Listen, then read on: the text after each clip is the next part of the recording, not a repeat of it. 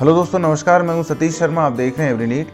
दोस्तों, आज का वीडियो होने वाला है ग्राम पंचायतों के लिए खुशखबरी वाला। जी हां दोस्तों, एक्चुअली इस वीडियो में मैं आपको ये बताऊंगा कि ग्राम पंचायतों को एक और नया अवसर मिला है दोस्तों, नेशनल स्तर पर, राष्ट्रीय स्तर पर अवार्ड पाने के लिए। इस वीडियो में दोस्तों मैं आपको ये बताऊंगा कि आपको कौन से पोर्टल से ग्राम पंचायत के लिए आवेदन ऑनलाइन करना है अवार्ड पाने के लिए, क्या क्या उसमें क्वेश्चंस आएंगे, किस तरह से आपको आंसर फिल करने हैं, कैसे उसको लॉगिन करना है, कौन सा यूजर आईडी पासवर्ड रहेगा, ये सब कुछ जानकारी दोस्तों इस वीडियो में मैं आपको दूंगा। लेकिन दोस्तों हम शुरुआत करेंगे कुछ और अन्य जरूरी जानकारी से, जो कि आपको अवार्ड के लिए आवेदन ऑनलाइन करने से पहले जानना जरूरी है। तो चलिए दोस्तों शुरू करते हैं।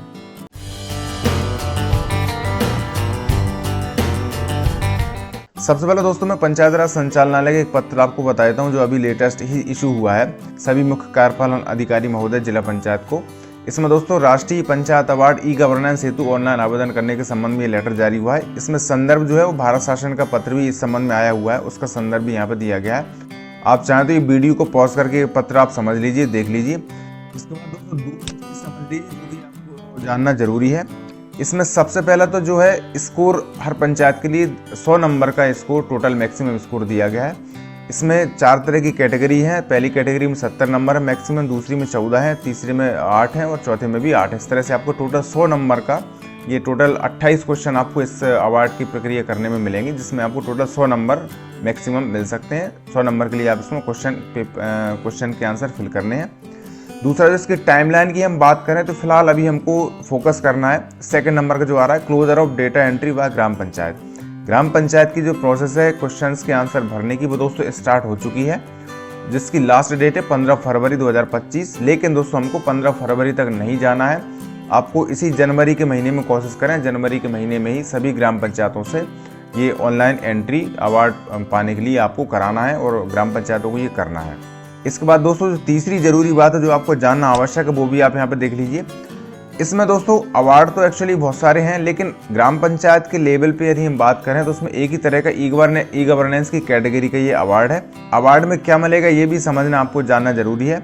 इसमें दोस्तों 2 तरह के अवार्ड हैं। सबसे पहले गोल्ड अवार्ड है, जिसमें टोटल 10 गोल्ड अवार्ड रखे गए हैं। इसके अलावा दूसरा जो अवार्ड है दोस्तों वो सिल्वर अवार्ड है, जिसमें टोटल 6 सिल्वर अवार्ड मिलना है। अब इसमें देखिए दोनों के साथ में एक ट्रॉफी है। अवार्ड में क्या क्या मिलेगा आपको, एक ट्रॉफी है, सर्टिफिकेट है, और गोल्डन अवार्ड की हम बात करें, गोल्ड अवार्ड की, तो इसमें 10 लाख रुपए का इंसेंटिव है। इसी तरीके से सिल्वर अवार्ड की दोस्तों हम यदि बात करें तो इसमें एक ट्रॉफी है, सर्टिफिकेट है और इंसेंटिव इसमें मिलना है 5 लाख रुपए का। ठीक है, तो ये 2 तरह के दोस्तों अवार्ड हैं। इन दोनों अवार्ड को पाने के लिए दोस्तों हर एक ग्राम पंचायत को अपना आवेदन ऑनलाइन दर्ज करना है, नॉमिनेशन फाइल करना है। तो ये सारी प्रक्रिया पोर्टल पर कैसे होगी ये सब हम देखने के लिए अब आगे चलते हैं। दोस्तों मैंने ये पोर्टल ओपन कर लिया है, जिस पोर्टल के माध्यम से हमको अवार्ड के लिए नॉमिनेशन फाइल करना है, panchayataward.gov.in/NAEG। इसको दोस्तों आपको ध्यान रखना है। एक्चुअली ये पोर्टल जो है वो हमारे मिनिस्ट्री ऑफ पंचायती राज की जो अवार्ड की प्रोसेस रहती है हर वर्ष, उसका पोर्टल है, लेकिन इसमें आगे URL चेंज कर दिया है। इसमें आप विशेष रूप से ये ध्यान रखें, स्लैश के बाद NAEG ये लगा होना चाहिए। इसी पोर्टल को दोस्तों आपको ओपन करना है। जैसे ही आप दोस्तों ये पोर्टल ओपन करेंगे, सबसे पहला पेज आपको इस तरह से दिखेगा। यहाँ पे आपको लॉगिन के लिए यूजर आईडी पासवर्ड यहाँ पर मांगा जा रहा है। इससे पहले दोस्तों कुछ चीज़ जो आपको समझना आवश्यक है, प्रशासनिक सुधार और लोक शिकायत विभाग, department of administrative reforms and public grievances. दोस्तों इस विभाग के माध्यम से हमको ये अवार्ड पाने के लिए नॉमिनेशन फाइल करना है। इसमें राइट साइड में आपको यूजर आईडी पासवर्ड डालना होगा। तो ये मैं आपको बता दूं, मिनिस्ट्री ऑफ पंचायती राज का जो भी अवार्ड का पोर्टल हम हर साल यूज करते हैं, अवार्ड के लिए नॉमिनेशन करते हैं, वही यूजर आईडी पासवर्ड दोस्तों इस पोर्टल पर यूज होना है। तो उम्मीद है सभी ग्राम पंचायतों के पास ऑलरेडी अवार्ड वाले पोर्टल के आईडी पासवर्ड होंगे। यदि नहीं है तो फिर आप जनपद या जिला पंचायत से संपर्क करके प्राप्त कर सकते हैं। इसके साथ ही इसमें फॉरगॉट पासवर्ड का भी ऑप्शन दिया गया है। यदि आप पासवर्ड भूल गए हैं तो फिर आप इसको फॉरगॉट भी यहाँ से कर सकते हैं। दोस्तों इसमें लॉगिन करने से पहले ये जो अवार्ड है वो दोस्तों ई गवर्नेंस की कैटेगरी में आएगा, और जिसमें service delivery at grass root, मतलब ग्रास रूट पर, ग्राम पंचायत लेवल पर सर्विस डिलीवरी से संबंधित दोस्तों ये अवार्ड है। दोस्तों इस अवार्ड का नाम है national awards for e governance 2025, जो कि आपको डिपार्टमेंट ऑफ एडमिनिस्ट्रेटिव रिफॉर्म्स के माध्यम से मिल सकता है। और ये अवार्ड किस लिए दिया जा रहा है, awards for deepening services delivery at grass root. कुल मिलाकर दोस्तों ग्राम पंचायत लेवल पर ऑनलाइन सर्विसेज की जो डिलीवरी है उनको प्रोत्साहित करने के लिए, उसको और बेहतर तरीके से करने के लिए ग्राम पंचायत प्रोत्साहित हों, इसके लिए दोस्तों ये अवार्ड की कैटेगरी शुरू की गई है और इस अवार्ड में दोस्तों आपकी ग्राम पंचायत के लिए नॉमिनेशन फाइल करना है। अब दोस्तों आगे बढ़ने के लिए हमको इस पोर्टल को लॉगिन करना है, तो मैं यहाँ पे लॉगिन कर लेता हूँ। जैसे इसको लॉगिन करेंगे सबसे पहले आपको असाइन यूनिट वाला एक पेज खुलता है। यहाँ पे आप एक बार कंफर्म कर लीजिए कि आपके स्टेट, आपके डिस्ट्रिक्ट और आपकी ग्राम पंचायत, ब्लॉक पंचायत और आपकी ग्राम पंचायत ही यहाँ पे दिखना चाहिए। इसके बाद यदि कंफर्म आप ये कर लेते हैं, सब सही है, तो फिर उसको आपको सबमिट पे क्लिक करना है। दोस्तों सबसे पहले लॉगिन करेंगे आप, तो आपको यहाँ पे करंट प्रोग्रेस दिखेगी आपकी ग्राम पंचायत के लिए कि इस पोर्टल पे आपने अभी तक क्या कर लिया है।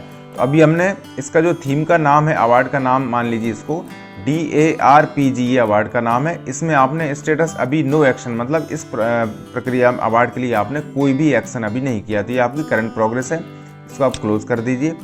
अब यहाँ पे लेफ्ट साइड में आपको 2 ऑप्शन मिलेंगे। सबसे पहले आपको काम करना होगा दोस्तों बेसिक डिटेल्स में। आप डायरेक्ट क्वेश्चनायर पे नहीं जाना है आपको, क्योंकि ये फिल नहीं होगा जब तक आप बेसिक डिटेल फिल नहीं करेंगे। तो सबसे पहले हम बेसिक डिटेल पे क्लिक करते हैं। यहाँ पे आपको ऐड पे जाना होगा, तो कुछ ग्राम पंचायत की जो आवश्यक जानकारी है उसको दोस्तों आपको यहाँ पे भरना है। इसमें आपको 4 तरह के टैब मिल रहे हैं, आप एक एक करके यहाँ पे क्लिक करते जाइए और आपकी जानकारी यहाँ पे भरते जाइए। Details of panchayat, sarpanch and secretary में यहाँ पे आपको सरपंच की डिटेल, उनका फोटो, ठीक है, यहाँ पे सेक्रेटरी की डिटेल, उनका फोटो। इसके बाद सेकंड वाला जो टैब है डिटेल ऑफ पंचायत, यहाँ पे ऑटोमेटिक सारे कॉलम फिल आ रहे हैं, एक बार कंफर्म कर लीजिए। थर्ड वाला जो ऑप्शन है वो PFMS से रिलेटेड है, तो यहाँ पे आपको दोस्तों अकाउंट नंबर ग्राम पंचायत का बहुत ध्यान से डालना है। अकाउंट नंबर, उसका नाम, अकाउंट होल्डर का नाम, बैंक का नाम, ब्रांच का नाम, अकाउंट नंबर और इसका IFSC कोड। PFMS कोड यदि आपके पास अवेलेबल हो तो डाल दीजिए ग्राम पंचायत का, नहीं होता आप इसको छोड़ सकते हैं। बाकी स्टार जो कॉलम लगे हैं इनको आपको सभी को फिल करना है। ये जानकारी दोस्तों आपको बहुत ध्यान से भरना होगा, क्योंकि यदि आप नॉमिनेट हो गए, उसमें पात्र हो गए अवार्ड पाने के लिए, तो दोस्तों आपको जो राशि मिलनी है वो इसी बैंक अकाउंट में आपको ट्रांसफर की जाएगी। इसके बाद जो चौथा कॉलम है यहाँ पे आप क्लिक करेंगे, तो यहाँ पे आपको यदि इससे पहले आपको कोई स्टेट अवार्ड, नेशनल अवार्ड या इंटरनेशनल अवार्ड मिला हो तो आप उसको यहाँ पे एंटर करना है। नहीं मिला हो तो फिर आप इसमें निल या नो करके इसको आगे आपको जानकारी सेव करना होगा। मैं इस पंचायत की सारी जानकारी यहाँ पे सेव कर देता हूँ। पहले दोस्तों बेसिक डिटेल जो है वो मैंने पूरी फिल करके सेव कर दी है। यदि इसको आपको अपडेट करना हो तो यहाँ पे दोस्तों मैनेज का ऑप्शन भी मिल जाता है। कुछ यदि आपने मिस्टेक कर दी हो तो यहाँ से आप जाकर उसको मैनेज कर सकते हैं।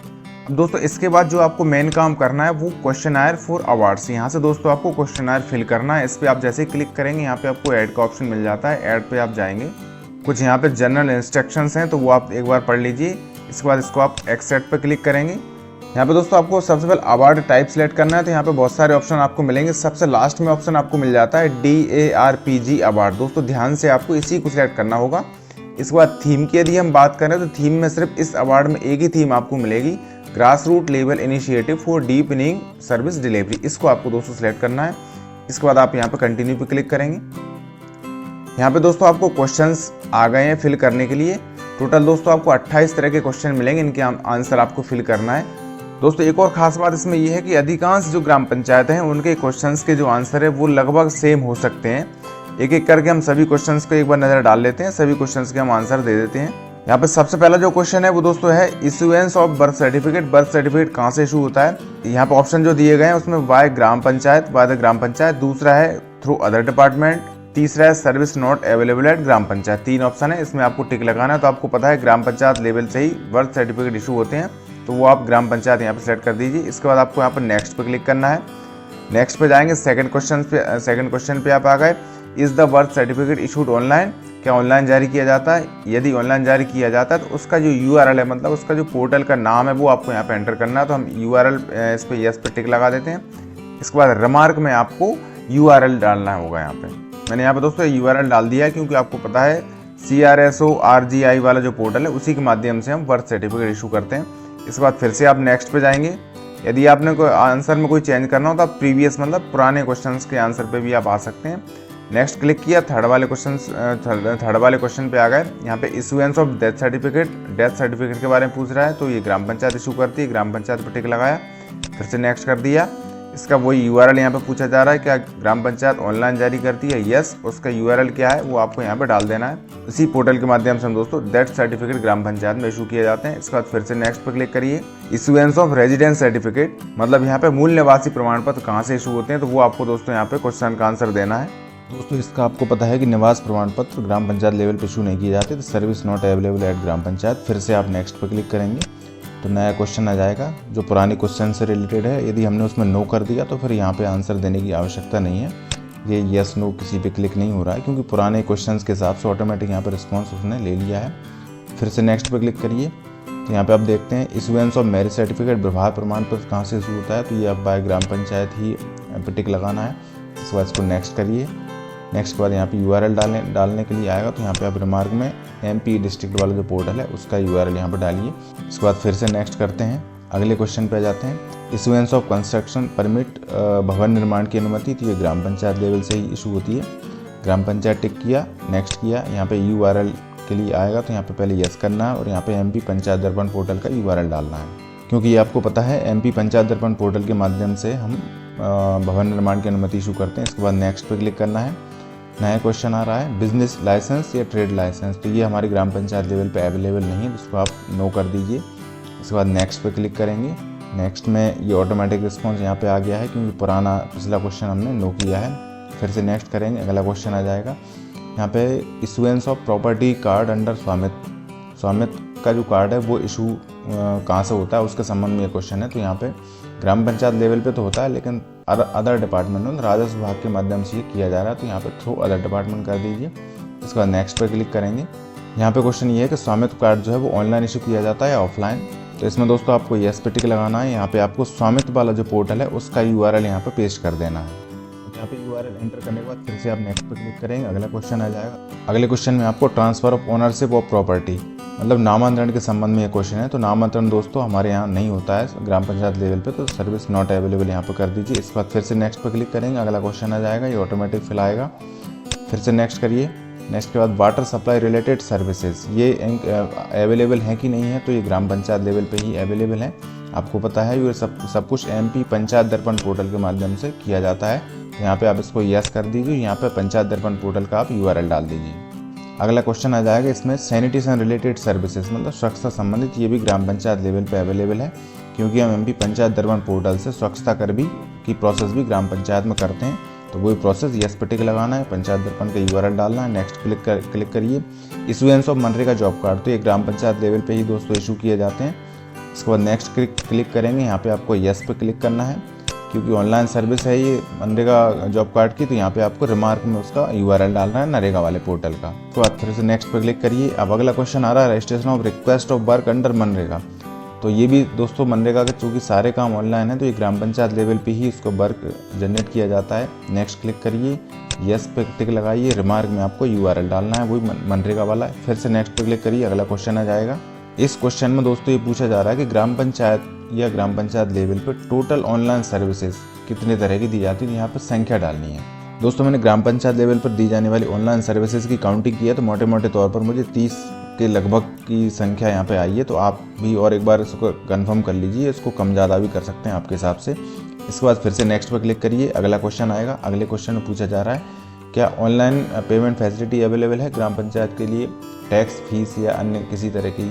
तो ये आपको पता है कि पंचायत दर्पण पोर्टल पे QR कोड के माध्यम से हम ऑनलाइन पेमेंट ग्राम पंचायत रिसीव करती है, तो इसको आपको यस पर टिक लगाना है। नेक्स्ट क्लिक करिए।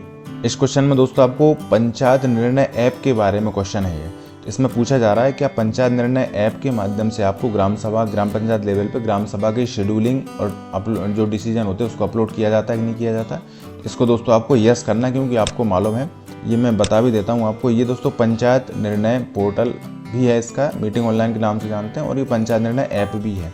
इस ऐप के माध्यम से दोस्तों हम ग्राम पंचायतों की जो सभा हैं उनकी शेड्यूलिंग कर सकते हैं, जो डिसीजन होते हैं उनको अपलोड कर सकते हैं। तो ये आप इसका यूज़ करिए, जो भी ग्राम सभाएं ग्राम पंचायत में होने जा रही हैं होती हैं उनका आपको शेड्यूलिंग इस पोर्टल पर करना है। अभी फ़िलहाल हम इस पोर्टल पर GPDP के लिए जो हम थीम का चयन कर रहे हैं उसी पोर्टल के थ्रू दोस्तों आपको या ऐप के थ्रू या पोर्टल के थ्रू आपको मीटिंग भी शेड्यूल करनी है, मतलब ग्राम सभा की भी शेड्यूलिंग करनी है। तो इसको आपको यस करना है। इसके बाद फिर से नेक्स्ट पर क्लिक करेंगे। अभी दोस्तों 28 नंबर का क्वेश्चन, तो लास्ट क्वेश्चन आ गया है। इसमें पूछा जा रहा है मेरी पंचायत ऐप। तो दोस्तों यहाँ पे आपको ये मेरी पंचायत ऐप का एप्लीकेशन भी मैं आपको बता देता हूँ। ये देखिए मेरी पंचायत ऐप के नाम से ये मिनिस्ट्री ऑफ पंचायत राज का इस तरह से आपको ऐप मिल जाएगा, इसको आप इंस्टॉल कर लीजिए। ये दोस्तों पब्लिक यूज़र के लिए भी है, ग्रामीणों के लिए भी है, और इसके अलावा आप खुद आपकी ग्राम पंचायत के लॉगिन से इसको एक्सेस भी कर सकते हैं। तो इसका चूँकि आंसर हम इसमें यस कर रहे हैं तो आपको यहाँ पे इसको भी इंस्टॉल करके आपको इसको उपयोग स्टार्ट करना शुरू करना है। तो इसको भी मैं यस कर देता हूँ। ये सभी 28 क्वेश्चन के आंसर मैंने यहाँ पे फिल कर दिए हैं। इसके बाद इसको दोस्तों नीचे आपको सेव का ऑप्शन आ रहा है, तो आप उसको सेव पे क्लिक कर दीजिए। अब देखिए यहाँ पे स्टेटस भी सेव्ड आ गया, मतलब हमने क्वेश्चंस के आंसर सेव कर दिए हैं। इसको क्लोज कर दीजिए।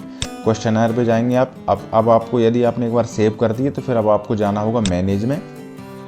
मैनेज पे क्लिक करेंगे तो आपको वो पूरी जो थीम है, जो थीम के क्वेश्चन आपने आंसर दिए हैं वो सब कुछ आपको यहाँ पे व्यू कर सकते हैं और इनको मॉडिफाई कर सकते हैं। और इसके बाद ये कुछ नहीं करना तो आपको यहाँ पे दोस्तों उसको फ्रीज करना पड़ेगा।